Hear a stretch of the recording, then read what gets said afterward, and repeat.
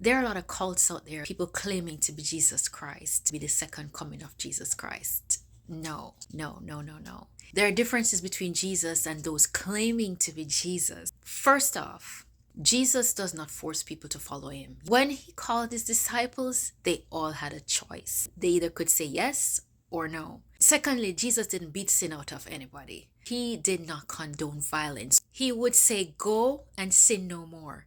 He would say, your sins are forgiven. When Peter cut off a soldier's ear, Jesus picked the ear back up and put it back on. When John and James wanted to call down fire from heaven to destroy a group of people who didn't want to hear a word from Jesus, Jesus says, okay, come on, let's just move on. If someone was possessed, Jesus didn't get a group of people to get together and beat the devil out of them. He spake and demons had to obey. Get out of her.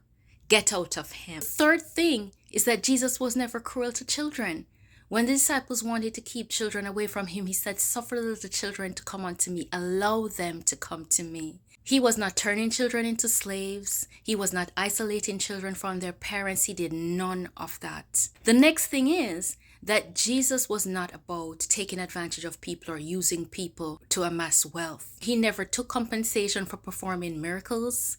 He never told people, hey, go sell your property and give me the money. What Jesus said to the rich young man was, go sell what you have and give to the poor. Jesus did not participate in any sexually immoral act. Oh, sleep with me and your sins are forgiven. He did none of that. Oh, I'll make you pure. I'll make you holy. Jesus knew no woman. He had no wife. The women that followed him because of the ministry. They sold garments, gave off their own money. They were not his concubine. They were not his women. He didn't have a harem. The last thing that distinguishes Jesus is that Jesus is not going to only come to a select group of people when he comes back. He's not going to be on a farm in some remote area, locking up a group of people, saying, hey, you can't go anywhere. You have to stay with me because this is heaven on earth. No, he's not going to do that. When Jesus comes back, it's not to form a church.